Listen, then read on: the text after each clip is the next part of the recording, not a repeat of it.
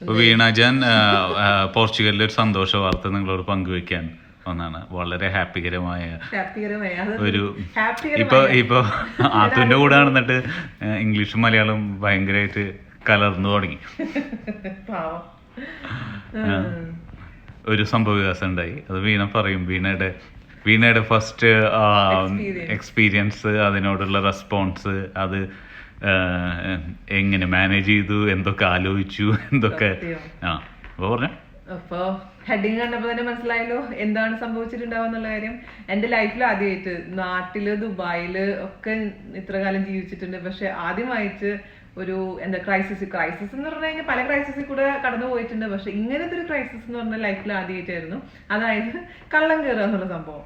കള്ളം കയറുന്നത് മാത്രമല്ല, എന്താ പറയാ, ആദ്യം തൊട്ട് പറയുകയാണെന്നുണ്ടെങ്കിൽ രാവിലെ അന്നത്തെ ദിവസം തലേദിവസം രാത്രി ഞങ്ങൾ ഭയങ്കര ക്ഷീണമായിരുന്നു.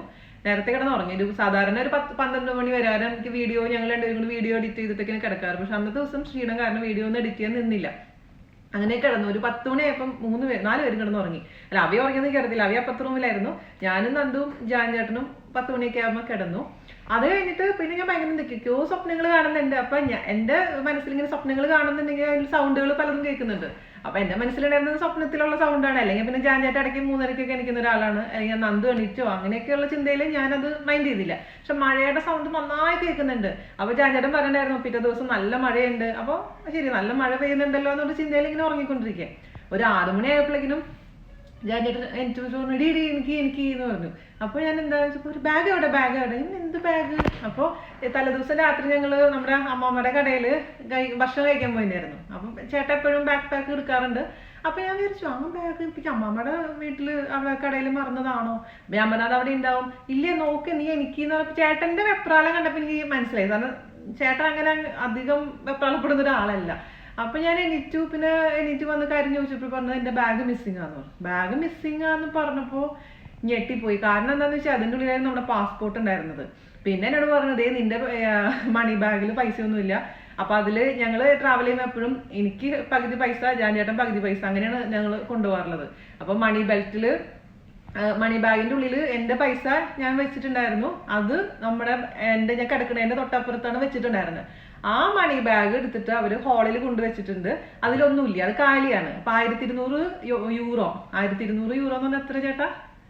5000 ദിറംസോളൊക്കെ വരും. ആ പൈസ മിസ്സിങ് ആയിരുന്നു.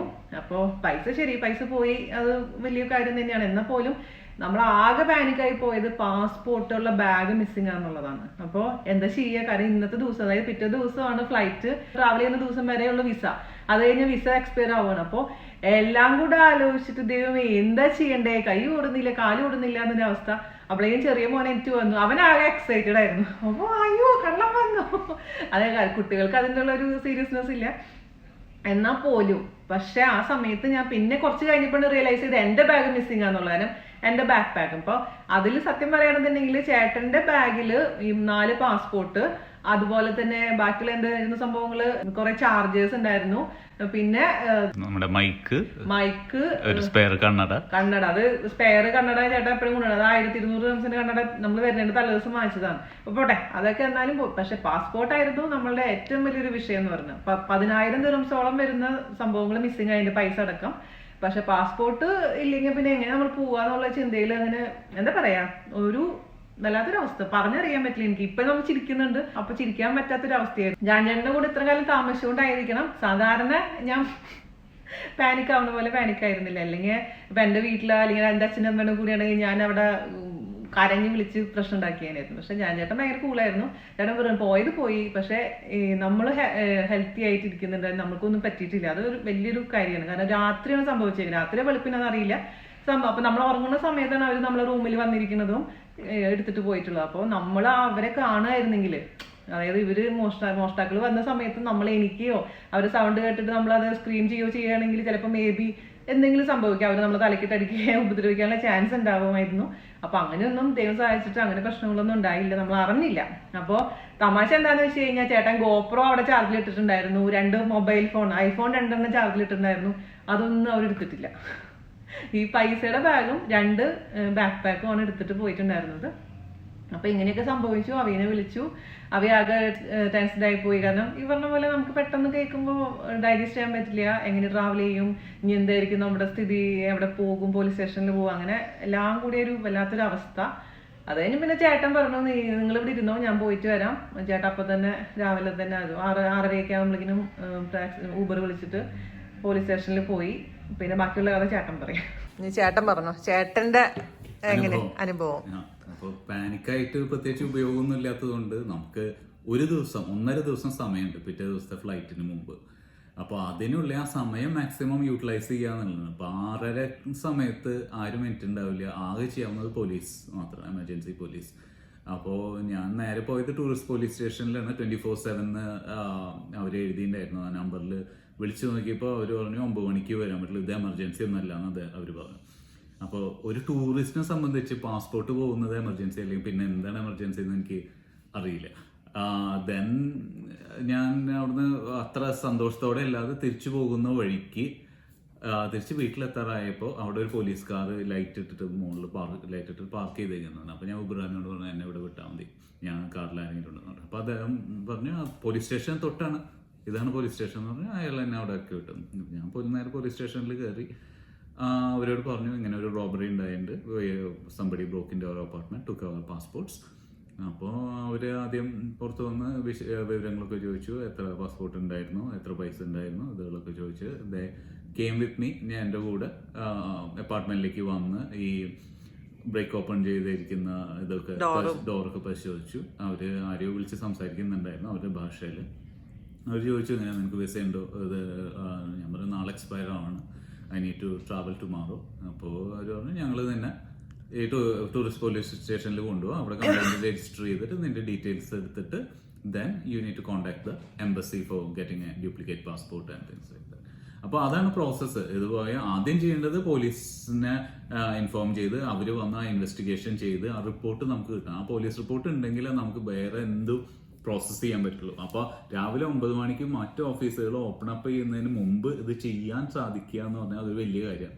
അത് നമ്മൾ ചെയ്തു. ഏകദേശം 7:50 പോലീസ് റിപ്പോർട്ട് എൻ്റെ കയ്യിലെത്തി. പിന്നെ ഉള്ള 1.5 മണിക്കൂറിൽ എന്ത് ചെയ്യാന്നാണ്. അപ്പോൾ പിന്നെ തലേദിവസമല്ല, ഇവിടെ വന്നപ്പോൾ പരിചയപ്പെട്ടിരുന്ന ഫാമിലി സുനിൽ ആൻഡ് സിമി കോസ്റ്റാഡോ മലബാർ ഹോട്ടൽ നടത്തുന്ന സുനിൽ ആൻഡ് സിമി, അവര് വലിയൊരു ഹെൽപ്പായിരുന്നു. അവരുള്ളതുകൊണ്ട് അവർക്ക് അംബാസഡറേയും ഇവരെയൊക്കെ പരിചയം ഉണ്ടെന്ന് പറഞ്ഞുകൊണ്ട് നമ്മുടെ ഇന്ത്യൻ എംബസിയിൽ കാര്യങ്ങൾ നടത്തണമെങ്കിൽ ആരെങ്കിലും പരിചയം ഉള്ളത് നല്ലതാണെന്നുള്ളതുകൊണ്ട് അവരെ കോണ്ടാക്ട് ചെയ്തു. അപ്പോൾ സുനിൽ പറഞ്ഞു ഞാൻ വിഷമിക്കണ്ട, നിങ്ങൾ അവിടെ വെയിറ്റ് ചെയ്താൽ മതി, ഞങ്ങൾ വന്ന് നിങ്ങളെ പിക്ക് ചെയ്യാം. ഒറ്റയ്ക്ക് അവിടെ പോയാലും അത് ഒരുപാട് സമയം എടുക്കും, അതിലും ഭേദം ഞങ്ങൾ വന്നിട്ട് ഈ അംബാസഡർ മാഡത്തിനെ വിളിച്ചിട്ട് എന്താണെന്ന് വെച്ചാൽ നമുക്ക് കാര്യങ്ങൾ ചെയ്യാമെന്നാണ്. സുനിലും സിമിയും വന്നു. ആ സമയം കൊണ്ട് ഞാൻ എൻ്റെ ഓഫീസിൽ കോണ്ടാക്ട് ചെയ്തു. കാരണം ഇത് ഇന്ത്യയിലോട്ടല്ല നമുക്ക് തിരിച്ചു പോകേണ്ടത്, UAE-ലോട്ടാണ്. അപ്പൊ ഇന്ത്യൻ പാസ്പോർട്ട് കിട്ടിയാൽ പോരാ, UAE-യുടെ റെസിഡൻസ് വിസയും കൂടെ വേണം. അപ്പൊ അതിന്റെ പ്രോസസ് എന്ന് പറഞ്ഞാൽ ഇന്ത്യൻ പാസ്പോർട്ട് കിട്ടിയതിന് ശേഷം ഈ പോലീസ് റിപ്പോർട്ട് അതിന്റെ കോപ്പി, ഇന്ത്യൻ പാസ്പോർട്ട് പുതിയ പാസ്പോർട്ട് അതിന്റെ കോപ്പി, പഴയ പാസ്പോർട്ടിന്റെ പ്രിന്റഡ് കോപ്പി, ഇതും പിന്നെ നമ്മളിപ്പോഴും എംപ്ലോയിഡ് ആണ്. കാരണം UAE-യിലെ വിസ എപ്പോഴും ഒരു എംപ്ലോയറുടെ ബേസിസിന് എംപ്ലോയിഡ് ആണെന്നുള്ള രേഖ കാണിച്ചുള്ള ഒരു ലെറ്ററും കമ്പനിയിൽ നിന്ന് വെച്ചുകൊണ്ട് അതും കൊണ്ട് UAE എംബസി പോകണം.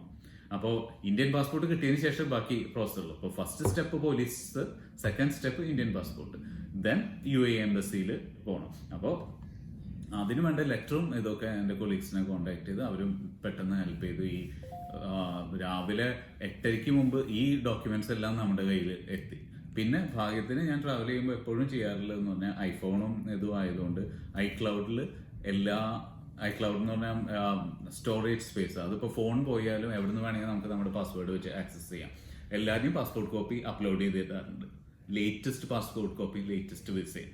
അപ്പോൾ അത് എല്ലാ ട്രിപ്പിനും മുമ്പ് ചെയ്യുന്നതുകൊണ്ട് എന്ത് ഡോക്യുമെന്റ്സ് പോയാലും ഇതൊക്കെ പ്ലാൻഡ്, കുറച്ച് നമ്മൾ പ്രിക്കോഷൻസും പ്ലാൻഡ് ആണ്. അപ്പോൾ അത് ആക്സസ് ചെയ്യാൻ ബുദ്ധിമുട്ടുകളൊന്നുണ്ടായില്ല. ഈ കൂട്ടത്തിൽ പറയാനുള്ള ഒരു കാര്യം എന്ന് പറഞ്ഞാൽ അതേ സെയിം ബാഗിലാണ് നമ്മുടെ വീടിന്റെ കീ പോലും ഉള്ളത്. അപ്പൊ അതുപോലും അടിച്ചുകൊണ്ട് പോയിട്ടുണ്ട്. ബട്ട് സ്റ്റിൽ ഇങ്ങനെയുള്ള ഇവൻച്വാലിറ്റീസ് സംഭവിക്കാം എന്നുള്ളതുകൊണ്ട് ഓഫീസിൽ ഒരു സ്പെയർ കീ എപ്പോഴും വെക്കാറുണ്ട്. അപ്പൊ ഇത്തവണ തിരിച്ചു ചെന്നാലും ഓഫീസിൽ പോയി ആ സ്പെയർ കീ എടുത്തിട്ട് പോകണം വീട്ടിൽ പോവാൻ. എന്നിട്ട് ഞങ്ങള് സുനിലും സിമിയും വന്നു, ഞങ്ങള് പിക്ക് ചെയ്തു. ഞങ്ങള് ഇന്ത്യൻ എംബസിയുടെ അവിടേക്ക് ഡ്രൈവ് ചെയ്തു. അവിടെ ചെന്ന് വെയിറ്റ് ചെയ്ത് അവര് മാഡത്തിനെ വിളിച്ച് സംസാരിച്ചു. അവര് എവിടെയോ പോവാന്ന് നിൽക്കായിരുന്നു സ്ത്രീ. വലിയ സുനിലിന്റെ പരിചയം കൊണ്ട് അവര് പറഞ്ഞു, ഇങ്ങനെ ഒരു എമർജൻസി കേസ് ആണെങ്കിൽ അത് ആ എമർജൻസി പാസ്പോർട്ട് ഇഷ്യൂ ചെയ്യാൻ അധികാരമുള്ള 1-2 പേരുള്ളൂ, അതിൽ മറ്റാൾ സ്ഥലത്തില്ല, ഞാൻ മാത്രമേ ഉള്ളൂ, വന്ന് ചെയ്തു തരാമെന്ന് അവര് പറഞ്ഞു. അവർക്ക് വേണ്ടി വെയിറ്റ് ചെയ്തിരിക്കുന്ന സമയത്ത് എനിക്ക് എൻ്റെ മൊബൈലിൽ ഒരു കോൾ വന്നു. അത് പോലീസ് സ്റ്റേഷനിൽ നിന്നായിരുന്നു. ഞങ്ങൾക്ക് നിങ്ങളുടെ 6 പാസ്പോർട്ട് കിട്ടിയിട്ടുണ്ട്, കാരണം കുട്ടികളുടെ പാസ്പോർട്ട് കഴിഞ്ഞ പഴയ passport come and collect from റുവാഡപ്രാഡ പോലീസ് സ്റ്റേഷൻ എന്ന് പറഞ്ഞു. അപ്പോൾ എനിക്ക് റുവാഡപ്രാഡ ഏത് പോലീസ് സ്റ്റേഷൻ മനസ്സിലായില്ല. എന്നിട്ട് അപ്പോൾ ഞങ്ങൾ എല്ലാവരെയും വിളിച്ച് താങ്ക്സ് പറഞ്ഞു. ഈ ഹെൽപ്പ് ചെയ്തവരൊക്കെ ആദ്യം തന്നെ അവരൊക്കെ അറിയിച്ചു. ഈ പോലീസിൻ്റെ കോൾ വന്നു, ഇപ്പോൾ മാഡം ഇതിനു വേണ്ടിയൊന്നും ഇപ്പോൾ വരണ്ട. We went back to the police station. അപ്പോൾ ഈ റുവാഡപ്രാഡ എന്ന് പറഞ്ഞാൽ ഞാൻ നേരത്തെ ആദ്യം കംപ്ലൈൻറ്റ് രജിസ്റ്റർ ചെയ്ത പോലീസ് സ്റ്റേഷൻ തന്നെയായിരുന്നു. അവിടെ പോയി അവർ വെയിറ്റ് ചെയ്തു. അവർ എൻ്റെ പാസ്പോർട്ടിൻ്റെ എല്ലാ ഡീറ്റെയിൽസും അവരുടെ ഡാറ്റാബേസിൽ എൻ്റർ ചെയ്തു. അതിൻ്റെ കോപ്പിയൊക്കെ എടുത്ത് ഒരു ലെറ്റർ ഉണ്ടാക്കിയിട്ട് അത് അവർ സൈൻ ചെയ്ത് എന്നെ കൊണ്ട് സൈൻ ചെയ്ത് എനിക്ക് ആ പാസ്പോർട്ട് ഹാൻഡ് ഓവർ ചെയ്തു എന്നുള്ള ഇത് ചെയ്ത് അങ്ങനെ പാസ്പോർട്ട് തിരിച്ചു കിട്ടി. അപ്പോൾ പോർച്ചുഗലിൽ നമ്മൾ മനസ്സിലാക്കിയ ഒരു കാര്യം എന്ന് പറഞ്ഞാൽ പലരും ഈ യൂറോപ്യൻ രാജ്യങ്ങളിൽ വന്നാൽ പാസ്പോർട്ട് അവരുടെ ഡോക്യുമെന്റേഷൻ നശിപ്പിച്ചു കഴിഞ്ഞതിന് ശേഷം കീറിക്കളയോ അല്ലെങ്കിൽ നഷ്ടപ്പെടുത്തിയ ശേഷം അസൈലം ഇവിടെ നിൽക്കാൻ വേണ്ടി ഗവൺമെന്റിൽ നിന്ന് ആനുകൂല്യങ്ങൾ കിട്ടി നിൽക്കാൻ വേണ്ടി അത് ചെയ്യാറുണ്ട്. അപ്പൊ അതിലൊരാളാണോ നമ്മൾ എന്നുള്ള ഒരു സംശയം അവർക്ക് ഉണ്ടാവും. ബട്ട് നമ്മൾ ജെനുവിനായിട്ട് ഈ കോപ്പിയും സാധനങ്ങളും അങ്ങനെയുള്ളവർ ഈ കോപ്പിയൊന്നും അവർ കാണും. കോപ്പി ഇതൊക്കെ കാണിച്ചപ്പോൾ അവരെ സംബന്ധിച്ചിടത്തോളം അവരുടെ ബാധ്യത അല്ലാതാക്കേണ്ടത് അവരുടെ കൂടെ ആവശ്യമാണ്. സോ അവർക്ക് പാസ്പോർട്ട് എങ്ങനെ കിട്ടിയെന്ന് നിങ്ങൾ ആലോചിക്കേണ്ടത്. ഇത് സാധാരണ ഈ കള്ളന്മാരുടെ അവർക്ക് പൈസയും അല്ലെങ്കിൽ മറ്റ് അവർക്ക് വിൽക്കാൻ പറ്റുന്ന എന്തെങ്കിലും സാധനം, പാസ്പോർട്ട് അവരെ സംബന്ധിച്ച് യാതൊരു ഉപയോഗമില്ലാത്ത സാധനങ്ങളാണ്. അപ്പൊ പലരുടെ കഥകളും കേൾക്കുമ്പോൾ ഈ ബാഗ് സ്നാച്ച് ചെയ്ത കഥകളും ഇതൊക്കെ കേൾക്കുമ്പോൾ ആ പാസ്പോർട്ട് അവർക്കൊക്കെ എങ്ങനെയെങ്കിലുമൊക്കെ തിരിച്ചു കിട്ടിയ കഥകൾ നമ്മൾ കേൾക്കുന്നുണ്ട്. അപ്പൊ എനിക്കും ഇത് ആദ്യം സംഭവിച്ചു. ഇപ്പോൾ ഞാൻ ആദ്യം വെയിറ്റ് ചെയ്യുന്ന ഇറങ്ങിപ്പോയി അപ്പുറത്തൊക്കെ ഇതിട്ട് ബാഗ് വലിച്ചെറിഞ്ഞിട്ടുണ്ടോ പാസ്പോർട്ട് വലിച്ചെറിഞ്ഞിട്ടുണ്ടോ എന്നൊക്കെ നോക്കി. ബട്ട് ദെൻ പിന്നത്തെ ഇതെന്ന് പറഞ്ഞാൽ അവർ പോലീസിൽ ഇത് എത്തുന്നുള്ളതാണ്. അതുകൊണ്ടാണ് പോലീസ് സ്റ്റേഷൻ എന്നുള്ളത്. അല്ലെങ്കിലും നമുക്ക് മറ്റൊരു ഡ്യൂപ്ലിക്കേറ്റ് പാസ്പോർട്ട് എടുക്കാനാണെങ്കിലും ആ പോലീസ് സ്റ്റേഷൻ എന്നുള്ളതാണ് അതിന്റെ പ്രോസസ്സ്. അപ്പോൾ അത് മനസ്സിൽ ഈ 2 പ്രോസസ്സും പാരലായി നടക്കുകയാണ്. ഇപ്പോൾ കിട്ടാം, എന്നാൽ ഡ്യൂപ്ലിക്കേറ്റ് പാസ്പോർട്ടിന് വേണ്ടി രണ്ടിനും വേണ്ടി സമയം കളയാൻ നമ്മുടെ കയ്യിൽ പിറ്റേ ദിവസം രാവിലെയാണ് ഫ്ലൈറ്റ്. ഭാഗ്യം കൊണ്ട് അത് ആ സമയത്തിനുള്ളിൽ പാസ്പോർട്ട് കിട്ടി, സമാധാനമായി. അപ്പൊ അങ്ങനെ ഒരു ഇവൻച്വാലിറ്റി ജീവിതത്തിൽ നടക്കാനുണ്ട്. അത് സംഭവിച്ചു. ഒരു തെറ്റ് എന്ന് പറഞ്ഞാൽ നമ്മുടെ ഭാഗത്തുള്ള ആ പാസ്പോർട്ട് എടുത്ത് സേഫിലോ അല്ലെങ്കിൽ നമ്മൾ കിടക്കുന്നതിന് അടുത്തോ വെക്കേണ്ടത് ഒരു ഇതായിരുന്നു. വീട്ടിലോട്ട് ബ്രേക്ക് ചെയ്ത് വരും നമ്മൾ ചിന്തിക്കില്ലോ. അതെ, ജനറലി ഈ പോർച്ചുഗലിനെ കുറിച്ച് കേൾക്കുമ്പോൾ പിക് പോക്കറ്റ്സിനെ പറ്റി ധാരാളം കേൾക്കാറുണ്ട്. പക്ഷെ വീട്ടിലോട്ട് ബ്രേക്ക് ചെയ്ത് കയറുന്നത് ഒരിക്കലും ഇവിടെ ഈവൻ ഈ അപ്പാർട്ട്മെന്റുകാരോട് സംസാരിച്ചപ്പോഴും അവരും വളരെ കൺസേൺഡ് ആയിരുന്നു. അവര് ഞങ്ങളോട് പറഞ്ഞപ്പോൾ തന്നെ അവർ വന്ന് ചെക്ക് ചെയ്ത് 20 മിനിറ്റിനുള്ളിൽ ആ കുട്ടി എത്തിയൊരു ചെറിയ പെൺകുട്ടിയായിരുന്നു. വന്ന് ഇതൊക്കെ ചെക്ക് ചെയ്ത് ഞങ്ങൾക്ക് വേറെ അപ്പാർട്ട്മെന്റ് അവരുടെ ഓഫീസിന് തൊട്ട് നിങ്ങൾക്ക് ഇവിടെ you won't feel safe here, കുട്ടികളൊക്കെ ഉള്ളതല്ലേ എന്ന് പറഞ്ഞാൽ ഞങ്ങൾക്കൊരു പെന്റ് ഹൗസ് അപ്പാർട്ട്മെന്റ് താമസിച്ചിരുന്നേക്കാളും നല്ല ഒരു രാത്രിക്കുള്ളത് ഒരുക്കി തന്നു. അപ്പോൾ ആളുകളെല്ലാം വളരെ നന്നായിട്ട്. പക്ഷെ വീട്ടിലോട്ട് ബ്രേക്ക് ചെയ്യുന്നത് അവരെ സംബന്ധിച്ചിടത്തോളം അവര് പുതിയ ഇതായിരുന്നു. അവർ പറഞ്ഞ ഗ്രൗണ്ട് ഫ്ലോറിൽ അപ്പാർട്ട്മെന്റ്സ് ഉണ്ടായിരുന്നപ്പോൾ അങ്ങനെയുള്ള സംഭവങ്ങൾ ഉണ്ടായിരുന്നു. ബട്ട് ഞങ്ങളിപ്പോൾ ഒരു ഗ്രൗണ്ട് ഫ്ലോറിൽ അപ്പാർട്ട്മെന്റ്സ് എടുക്കാറില്ല. മാത്രമല്ല മിക്കവാറും എല്ലാത്തിനും അഴികൾ ഇട്ടിട്ടുണ്ട്. പക്ഷെ നമ്മൾ നോക്കുമ്പോൾ ഇവിടെ ബാൽക്കണിക്ക് മാത്രം അഴിയില്ല, ബാക്കിയെല്ലാം ജനലിനും അഴിയുണ്ട്. പക്ഷെ അതിന്റെ കൺസെപ്റ്റ് എനിക്ക് മനസ്സിലായിട്ടില്ല. ഇത് ഇപ്പൊ 5ാമത്തെ ഫ്ലോറാണ്. 5ാമത്തെ ഫ്ലോറിലും ബാൽക്കണിക്ക് കഴിയില്ല, മറ്റു ഫ്ലോറിലും. അപ്പൊ ബാൽക്കണിയിലൂടെയാണ് വന്നത്. അപ്പൊ അങ്ങനെ ഒരു അനുഭവം ഉണ്ടായി. അതെ, നമ്മൾ ഇത്രയും കാലം പല സ്ഥലങ്ങളിലും ട്രാവൽ ചെയ്യുന്നുണ്ട്. അപ്പൊ ഞാൻ എന്റെ അടുത്ത് പറയാറുണ്ട് ഈ പിക് പോക്കറ്റ് ഉണ്ടാവും, സൂക്ഷിക്കണം. അതുകൊണ്ടാണ് ഞങ്ങൾ പൈസ ഡിവൈഡ് ചെയ്ത് വെക്കുന്നതും. അപ്പൊ എന്തെങ്കിലും ഇപ്പൊ ഒരാളുടെ പോക്കറ്റ് അടിച്ച് പോയാലും മറ്റാളുടെ പൈസ ഉണ്ടാവും എന്നുള്ള ഒരു ധൈര്യത്തിന് വേണ്ടിയിട്ട്. പക്ഷെ ഇപ്പൊ ഞാൻ ഏത് സ്ഥലത്ത് പോവാണെങ്കിലും ആദ്യം തന്നെ അതിനെ കുറിച്ച് നല്ലൊരു റിസർച്ച് നടത്തിയിട്ടാണ് നമ്മൾ വരാറില്ല. അപ്പൊ എന്നോട് ആദ്യമേ പറഞ്ഞിട്ടുണ്ടായിരുന്നു, വീണ നീ ശ്രദ്ധിക്കണം, നമ്മൾ എല്ലാവരും ശ്രദ്ധിക്കണം, പിക് പോക്കറ്റ്സിന്റെ സ്ഥലമാണ് ഇത് എന്നൊക്കെ പറഞ്ഞു. അപ്പൊ നമ്മൾ അതിന് വേണ്ടിയുള്ള പ്രിക്കോഷൻസ് ചെയ്തിട്ടുണ്ടായിരുന്നു, എല്ലാം ചെയ്തിട്ടുണ്ടായിരുന്നു. പക്ഷെ വീടിന്റെ ഉള്ളിലോട്ട് കള്ളം സേഫ് ഹാവനാന്ന് നമ്മളങ്ങ് തെറ്റിദ്ധരിച്ചു പോയി. അല്ല, ഇതൊക്കെ കാണുമ്പോഴാണ് ദുബായിയുടെ ഒരു വാല്യൂ. അല്ല, മാത്രല്ല നമ്മള് വേറൊരു കാര്യം, സാധാരണ രീതിയിൽ ഞങ്ങൾ ഇത്രയും ദിവസം കിടന്നുറങ്ങുന്ന സമയത്ത് എങ്ങനെയോ നമ്മൾ അറിഞ്ഞോ അറിയാതെയോ ലൈറ്റുകൾ ഓൺ ആയിട്ടുണ്ടാവാറുണ്ടായിരുന്നു. അന്നത്തെ ദിവസം അവ എന്താ ചെയ്തെന്ന് വെച്ചാൽ പതിവില്ലാണ്ട് എല്ലാവിടെയും പോയി കറക്റ്റ് ആയിട്ട് എല്ലാം അടച്ചിട്ട് ലോക്ക് ചെയ്ത് ലൈറ്റുകൾ ഓഫ് ചെയ്ത് ഞങ്ങൾ അങ്ങനെ കിടന്നുറങ്ങിയത്. അപ്പൊ അന്നത്തെ ദിവസമാണ് സംഭവിച്ചത്. അല്ല അത് സംഭവിക്കാനുള്ളത് സംഭവിച്ചു. ഇപ്പൊ നമുക്ക് ആകെ എന്ന് പറഞ്ഞാൽ പ്രിക്കോഷൻ എടുക്കാനുള്ളത് ഒരു ലെവൽ കൂടെ പ്രിക്കോഷൻ വേണമായിരുന്നു. വീട് ഒരു സേഫ് ഹാവൻ അല്ല. ഇപ്പൊ ദുബായിൽ നമ്മൾ അത്രയും കെയർ ഫ്രീ ആയിട്ടാണ് എല്ലാ കാര്യങ്ങളും. ഈവൻ പേഴ്സ് വെച്ച് മറന്നുപോയ പോലും പലപ്പോഴും തിരിച്ചു വരുമ്പോൾ അത് അവിടെ ഉണ്ട്, ആരും എടുത്തോണ്ടല്ലോ. സോ ആ സേഫ്റ്റി ലെവലിന്റെ വ്യത്യാസമാണ് അത് കാണിക്കുന്നത്. അത് ഈവൻ എൻ്റെ യൂറോപ്യൻ കൊളീഗ്സ് ഇവിടുന്ന് വരുമ്പോൾ ഈ നൈറ്റ് ക്ലബ്സിലൊക്കെ പോകുമ്പോൾ ഡാൻസ് ചെയ്യാൻ പോകുമ്പോൾ അവര് സ്ത്രീകൾ ഈ ചെറിയ പേഴ്സ് ഉള്ളത് അതുമായിട്ട് ഡാൻസ് ചെയ്യാൻ കയറും. അപ്പൊ ദുബായിലുള്ള ഒരു കളിയൊക്കെ അവർ ഇവിടെ you leave it on the couch. ഒരാൾ നിങ്ങൾ തിരിച്ചു വരുമ്പോൾ അത് ഉണ്ടാവും, അല്ലെങ്കിൽ നിങ്ങൾ ടേബിളിൽ വെച്ച് പോയാലും you don't need to bother എന്നല്ല. അപ്പൊ മറ്റ് സ്ഥലങ്ങളിൽ പോകുമ്പോൾ ആ ഒരു സേഫ്റ്റിയുടെ വ്യത്യാസം നമ്മൾ പ്രത്യേകിച്ച് ദുബായിൽ താമസിക്കുന്നതുകൊണ്ട് you are under prepared for that. നാട്ടിൽ നിന്ന് വരുന്ന നമ്മൾ കുറെ കൂടെ പ്രിപ്പയർഡ് ആയിരിക്കും, വീട്ടിലാണെങ്കിലും ഇതുകളൊക്കെ. അപ്പോൾ ആ ഒരു കണ്ടീഷനിങ്ങിന് നമ്മൾ പ്രിപ്പയർഡ് ആയിരിക്കണം, അത്രേ ഉള്ളൂ. അതെ, സുനിൽ പറഞ്ഞില്ലേ ഇവിടെ റോബറി, അതായത് പിക് പോക്കറ്റ്സ് ഒക്കെ നല്ലോണം ഉണ്ടാവും, പക്ഷെ ഉപദ്രവം കുറവാന്ന് പറഞ്ഞിട്ടുണ്ട്. ആരും ഉപദ്രവിക്കില്ല എന്ന് പറഞ്ഞു. പക്ഷെ വേറൊരു കാര്യം പറഞ്ഞ പോലെ രാത്രി വന്നിരുന്ന സമയത്ത് നമ്മൾ കാണുമായിരുന്നെങ്കിൽ ഞാനാണെങ്കിൽ എന്തായാലും ഒച്ചെടുക്കുമായിരുന്നു, കരയും. അപ്പൊ അവരും പാനിക്കാവുമല്ലോ. അപ്പൊ അവരെന്തെങ്കിലും ജനറലൈസേഷൻ സുനിൽ പറഞ്ഞാണ്. പോർച്ചുഗലിൽ അങ്ങനെയാണ്. പക്ഷെ നിങ്ങൾ എല്ലാവരും ട്രാവൽ ചെയ്ത് എവിടെ ട്രാവൽ ചെയ്യുമ്പോഴും നമ്മൾ കൊണ്ടുനടക്കേണ്ട ഒരു ഇതാണ്. വേറെ എവിടേക്കെങ്കിലും ട്രാവൽ ചെയ്യുമ്പോൾ പലയിടത്തും ഒരു എന്താ പറയാ ഒഴിഞ്ഞ സ്ഥലങ്ങളിലാവുമ്പോൾ ആൾക്കാര് ചോദിച്ച് വാങ്ങിക്കുന്നതാണ്, കത്തിയോ എന്തെങ്കിലുമൊക്കെ കാണിച്ചത്. അപ്പൊ അത് നമ്മൾ അങ്ങനത്തെ സ്ഥലങ്ങൾ ഒഴിവാക്കുക, അങ്ങനത്തെ ഇതുകൾ ഒഴിവാക്കുക. ബേസിക് സേഫ്റ്റി കൺസേൺസ് എപ്പോഴും നമ്മൾ എടുക്കണം. പക്ഷെ വീടിനകത്ത് അങ്ങനെ ഒരു സംഭവം നടക്കുന്നത് നമ്മള് പുറത്തു പോണ സമയത്ത് ലോക്കറിലാണ് എല്ലാതും, അതായത് ഐപാഡും ലാപ്ടോപ്പും ഒക്കെ ലോക്കറിൽ വെച്ചിട്ടാണ് പോവാറുള്ളത്. അപ്പോ നമ്മൾ പുറത്തു പോയ സമയത്ത് അവര് വന്നില്ല, അവര് നമ്മളുള്ള സമയത്ത് വന്നു. അപ്പൊ അതൊക്കെയാണ് അവരുടെ ടാക്ടിക്സ്. അതെ, അപ്പൊ ലോക്കറില് അവർക്ക് അതൊക്കെ എന്ന് പറഞ്ഞാൽ ഇപ്പൊ ഈ ബാഗില് 2 എയർപോർട്സ് ഉണ്ടായിരുന്നു, ഐഫോണിന്റെ ഈ ചെവിയിൽ വെക്കുന്ന സാധനം. അതിനുള്ളൊരു അഡ്വാൻറ്റേജ് എന്ന് പറഞ്ഞാൽ അത് എവിടെ ഉണ്ടെങ്കിലും നമുക്ക് ട്രാക്ക് ചെയ്യാം. ആ സാധനം ഞാൻ എടുത്ത് നോക്കിയപ്പോ ഓൾറെഡി അത് അവർ വലിച്ചെറിഞ്ഞ് കളഞ്ഞിട്ടുണ്ട്, അല്ലെങ്കിൽ അത് ഡീആക്ടിവേറ്റ് ചെയ്തിട്ടുണ്ട്. മനസ്സിലായി. അതുപോലെ ഫോൺ എടുത്തില്ല. അപ്പൊ സുനിൽ പറഞ്ഞു ഐഫോൺ അവർ എടുക്കില്ല, കാരണം അത് അവർക്ക് തലവേദനയാണ്, മറ്റു ഫോൺസിനെ പോലെ. അപ്പോ അങ്ങനത്തെ കാര്യങ്ങൾ അവർക്ക് ആവശ്യമില്ല. അത് സാധനം വിൽക്കാനും ഇതിനൊക്കെ ബുദ്ധിമുട്ടുള്ള ആൾക്കാര് ആ ഒരു കാറ്റഗറി കള്ളന്മാരാവില്ല എന്ന് ഞാൻ പറഞ്ഞു. ജീവൻ തിരിച്ചു കിട്ടിയല്ലോ, പാസ്പോർട്ടും കിട്ടി, അനുഭവം കിട്ടി. സത്യം മാത്രമല്ല, അനുഭവം ഞങ്ങൾക്ക് കിട്ടിയേക്കാളേറെ കുട്ടികൾക്ക് കിട്ടി. അവരുടെ ജീവിതത്തിലേക്ക് ഒരു പ്രിപ്പറേഷൻ ആയി. അങ്ങനെ കാണും. എല്ലാം നല്ല വശങ്ങളുണ്ട്. അതെ, തീർച്ചയായിട്ടും. രാവിലെ എനിക്കപ്പോഴും ഞാൻ പ്രാർത്ഥിച്ചതും ദൈവത്തിനോട് നന്ദി പറഞ്ഞതാണ്. നമ്മള് സേഫ് ആണ്, എല്ലാവരും സേഫ് ആണ്. പിന്നെ സ്പെഷ്യൽ താങ്ക്സ് ടു സുനിൽ, തീർച്ചയായിട്ടും. അവര് ആ സമയത്ത് ഓടിയെത്തി കൂടെ നിൽക്കാന്ന് പറഞ്ഞാൽ അത് വലിയ കാര്യമാണ്. അത് തമാശ എന്താന്ന് വെച്ച് കഴിഞ്ഞാൽ നമ്മൾ ഇങ്ങനെ പല സ്ഥലങ്ങളിൽ ട്രാവൽ ചെയ്യാറുണ്ടെങ്കിൽ പോലും അങ്ങനെ ഇതേപോലെ ആരെങ്കിലും പോയി കാണാറൊക്കെ പതിവില്ല. പക്ഷെ ആദ്യമായിട്ടാണ് ഇതൊരു ഫാമിലിയുടെ അടുത്ത് പോയി നമ്മൾ നല്ല ക്ലോസ് ആയി. അപ്പൊ എല്ലാവരും നിമിത്തമാണെന്ന് എനിക്ക് തോന്നിയിട്ടുണ്ട് പലപ്പോഴും, കാരണമായിരുന്നു. അതെ, അപ്പൊ കൂടെ നിന്ന് എല്ലാവർക്കും ഒരുപാട് നന്ദിയുണ്ട്. ഞങ്ങൾ ഈ വീഡിയോ ഇടാൻ കാരണം എന്താണെന്ന് വെച്ച് കഴിഞ്ഞാൽ ഇതേപോലെ നിങ്ങൾ ഒരുപാട് പേര് ട്രാവൽ ചെയ്യുന്നവരായിരിക്കാം. അപ്പോൾ കുറച്ച് പേർക്കെങ്കിലും ഇതേപോലെ കുഞ്ഞു കുഞ്ഞു അനുഭവങ്ങൾ ഉണ്ടായിട്ടുണ്ടാവും. അപ്പോൾ ഇനിയെങ്കിലും ഞങ്ങളെ പോലെ എന്താ പറയാ കുറച്ചും കൂടി ശ്രദ്ധിക്കുക ട്രാവൽ ചെയ്യുമ്പോൾ. നമ്മളുടെ ഞാൻ എപ്പോഴും പറയാറുണ്ട്, നമ്മൾ ഓരോ ഇൻസിഡൻസ് കേൾക്കുമ്പോഴും അതൊന്നും എനിക്കൊന്നും വരില്ല, എനിക്ക് സംഭവിക്കില്ല, അത് അവർക്ക് സംഭവിച്ചു എന്നുള്ളൊരു ചെറിയൊരു ലൈറ്റ് ആയിട്ട് നമ്മൾ കാര്യങ്ങൾ എടുക്കും. അപ്പൊ ഈവൻ ഞാൻ ഇങ്ങനെ എൻ്റെ അടുത്ത് നമ്മൾ പോർച്ചുഗലിൽ ട്രാവൽ ചെയ്യുമ്പോൾ എന്നോട് ആദ്യം പറഞ്ഞിട്ടുണ്ടെങ്കിൽ ഇങ്ങനെ പിക് പോക്കറ്റ്സ് ഉണ്ടാവും, ശ്രദ്ധിക്കുക. എന്റെ മനസ്സിൻ്റെ ഉള്ളിൽ പിന്നെ നമ്മളുടെ അടുത്തൊന്നും ആരും വരുമൊന്നുമില്ല. അതൊരു നമ്മളെല്ലാ മനുഷ്യരും അങ്ങനെ ചിന്തിക്കുന്ന ഒരു കാര്യമാണ്. അപ്പോ ആരുടെ ജീവിതത്തിലും എപ്പോൾ വേണമെങ്കിലും എന്തും സംഭവിക്കാം എന്നുള്ളൊരു ചെറിയൊരു കാര്യം മനസ്സിൽ വെക്കുക. അപ്പോൾ പിക് പോക്കറ്റ്സ് ആണെങ്കിലും എന്താണെങ്കിലും എനിക്കും വരാം എന്നുള്ളൊരു പ്രിക്കോഷനോട് കൂടി നമ്മൾ ജീവിച്ചിട്ടുണ്ടെങ്കിൽ അത് കുറച്ചും കൂടി ലൈറ്റ് ആയിട്ട് എടുക്കാൻ പറ്റും. ഇപ്പോൾ ഒരു ചെറിയൊരു അവയർനെസ് ക്രിയേറ്റ് ചെയ്യുക എന്നുള്ളതാണ്. അപ്പോൾ പോർച്ചുഗൽ വളരെ മനോഹരമായ കൺട്രിയാണ്. പോയ സ്ഥലങ്ങളും എല്ലാ ആളുകളും ഒക്കെ നന്നായിട്ടുണ്ടായിരുന്നു. ഒരു യാതൊരു കംപ്ലൈന്റും ഇല്ല. നമുക്ക് അടച്ചാക്ഷേപിക്കാനും പറ്റാതെ ഏത് കൺട്രീസിലും ഉള്ള പോലെ തന്നെ സംഭവിക്കാം. നമ്മളായിരുന്നു, അത്രേ ഉള്ളൂ.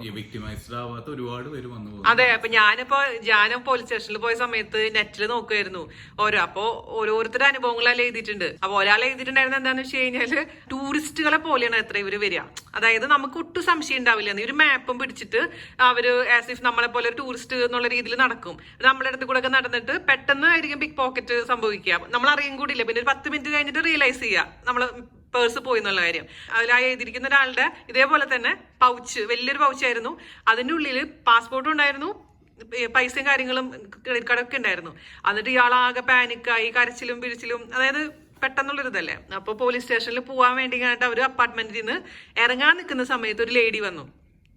ഇവിടുത്തെ പോർച്ചുഗീസ് സ്പീക്കിംഗ് ലേഡി വന്നിട്ട് പറഞ്ഞു, എനിക്ക് പാസ്പോർട്ട് കളഞ്ഞു കിട്ടിയതാന്ന് പറഞ്ഞിട്ട് ഇവരുടെ പാസ്പോർട്ട് മാത്രം ഇവരെ ഏൽപ്പിച്ചിട്ട് തിരിച്ചു പോയി പോലും. അപ്പൊ അത് കേട്ടിട്ട് കഴിഞ്ഞിട്ട് കുറച്ച് കഴിഞ്ഞപ്പോൾ നമ്മുടെ പാസ്പോർട്ട് നമുക്ക് തിരിച്ചു കിട്ടിയത്. അപ്പോൾ ഇതൊരു സ്ഥിരം സംഭവമായിരുന്നിരിക്കാം. അപ്പൊ അയാൾ പറഞ്ഞതെന്ന് വെച്ചാൽ താങ്ക്സ്, അതായത് പാസ്പോർട്ട് കിട്ടിയല്ലോ. അങ്ങനത്തെ പല സംഭവങ്ങളും ഇതിൽ എഴുതി കണ്ടിട്ടുണ്ടായിരുന്നു. അപ്പൊ ഓരോരുത്തർ പിന്നെ പക്ഷെ അതേസമയം അതിന്റെ താഴെ എഴുതിയിട്ടുണ്ട്, ഒരാൾ എഴുതിയിട്ടുണ്ടായിരുന്നു, ഞങ്ങള് ഇത്രയും വർഷങ്ങൾ ഇടയ്ക്കിടയ്ക്ക് വരുന്നതാണ്, ഞങ്ങൾക്ക് ഒരിക്കൽ പോലും ഇങ്ങനത്തെ ഒരു അനുഭവം ഉണ്ടായിട്ടില്ല എന്ന്. അപ്പൊ ഈ പറഞ്ഞ പോലെ എല്ലാവർക്കും അനുഭവം ഉണ്ടാവില്ല, നമ്മൾ അതിന്റെ ഒരു വ്യക്തിമായെന്ന് മാത്രം. ഏത് ടൂറിസ്റ്റ് സ്ഥലത്തും സംഭവിക്കാം, ഇവിടെ നമുക്ക് സംഭവിച്ചു. അതെ, അപ്പൊ എല്ലാവരും ഒന്ന് കെയർഫുൾ, എവിടെ ട്രാവൽ ചെയ്യുമ്പോഴും ഒന്ന് സൂക്ഷിക്കാം. അപ്പൊ താങ്ക് യു.